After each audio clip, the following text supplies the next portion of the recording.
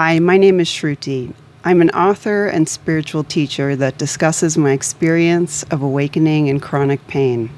Today, I want to talk about the balance of masculine and feminine energies on this planet and why they are radically out of balance at this time.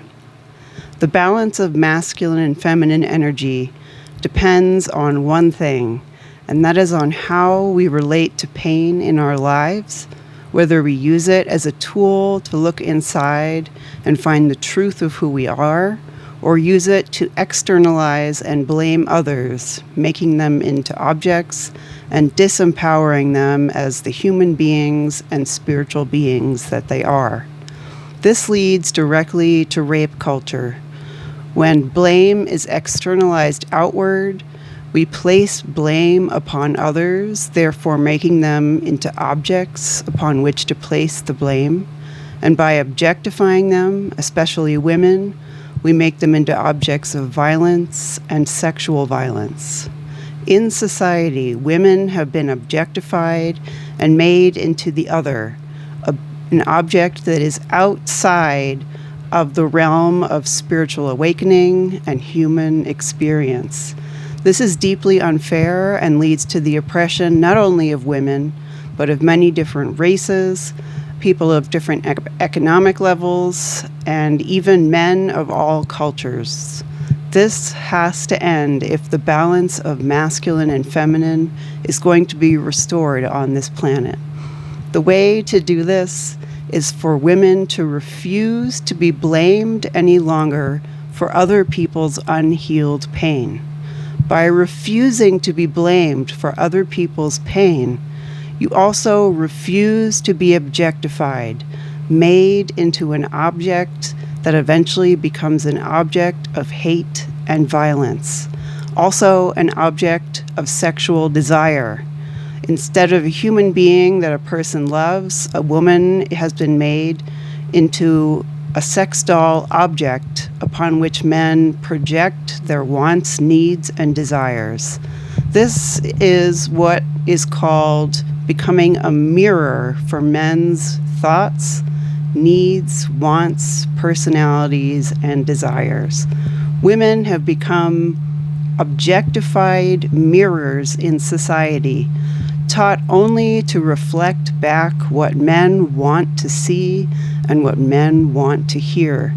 This leads to what we see today in society, which is very powerful men who think they are very important and become extremely narcissistic, only able to see themselves and the illusion of themselves reflected back all around them.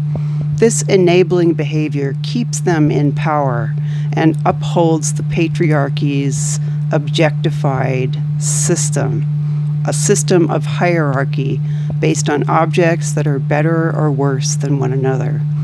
Women can halt this process by refusing to be mirrors any longer, by refusing to look towards men and instead look towards themselves, to look inside of yourself, find out who you are, what you want, what you like, what you think, and what you feel.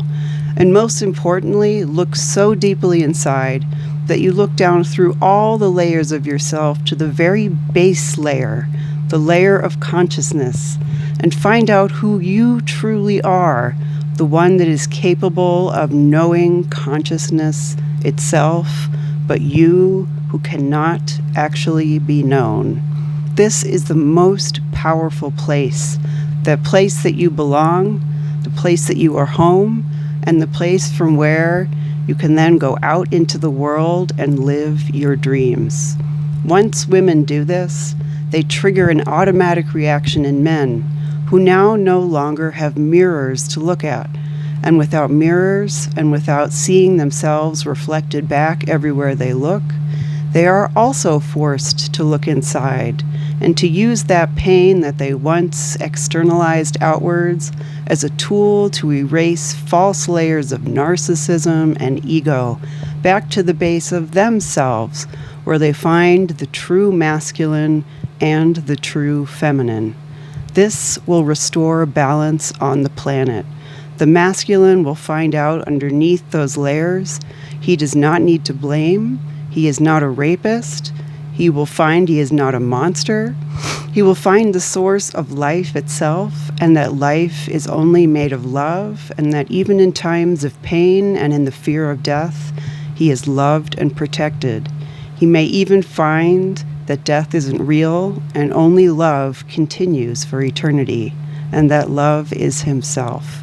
Love itself, radiating out of both genders towards and back towards each other as real human beings, will save this planet, will restore the proper balance between masculine and feminine, in which masculine does not need to oppress or control women, but instead work with women to lift them higher. I can't wait to see this new world unfold. Thank you.